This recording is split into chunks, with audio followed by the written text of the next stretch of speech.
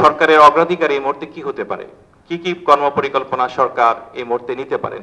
প্রাথমিক স্বাস্থ্যসেবা শক্তিশালীকরণ, যেটা কথা আমরা চিন্তা করি যে এই মুহূর্তে সরকার এই চিন্তাটা করতে পারে, এবং যুক্তরাজ্যের মতো ন্যাশনাল হেলথ সিস্টেমের মডেল মতো যেভাবে গ্রাম ও শহরে ফ্যামিলি ফিজিশিয়ান ব্যবস্থা চালু করা, এটা বিএনপি ইশতেহারে রয়েছে। আমার মনে এগুলোকে অগ্রাধিকার দিতে পারে এবং এটাকে সামঞ্জস্য করার জন্য সাংগঠনিক কাঠামোর মধ্যে সবকে সমন্বয় করে 1 লক্ষ স্বাস্থ্যকর্মী নিয়োগ প্রক্রিয়া শুরু করে দেওয়া যেতে পারে।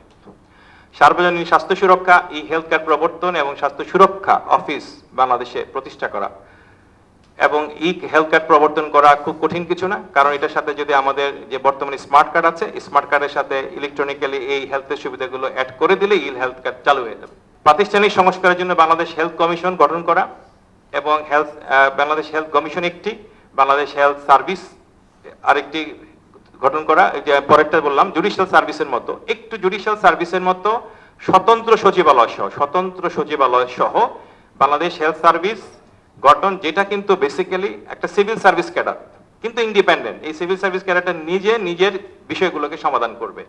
যেমন একজন মুখ্য সচিব থাকা, 3 জন সচিব থাকা, 3 জন ডিজি থাকা। আমাদের ইতিমধ্যে আমরা জানি যে আমাদের 2 জন ডিজি আছে, আর একজন ডিজি জনস্বাস্থ্য ও প্রাথমিক স্বাস্থ্য সেবার জন্য আরেকজন ডিজির পদ তৈরি করা। বিকেন্দ্রীকরণগুলো, আমরা যে আঞ্চলিক বিকেন্দ্রীকরণগুলো করা, এগুলো একটু একই সাথে হয়ে যাবে। ডিজিটাল ইন্টিগ্রেশন, এটা একটা খুবই গুরুত্বপূর্ণ কাজ, যে সারা দেশকে কিন্তু একটা ডিজিটাল নেটওয়ার্কের মধ্যে পুরো হেলথ সিস্টেমকে নিয়ে আসা, এটা কিন্তু খুবই সম্ভব। এবং এটা বাংলাদেশে কিন্তু সেই আমাদের আইটি মিনিস্ট্রি, অন্যান্য মিনিস্ট্রি এবং মিনিস্ট্রি অফ হেলথ সবাই মিলে যদি কাজ করে, এটা কিন্তু খুবই সম্ভব।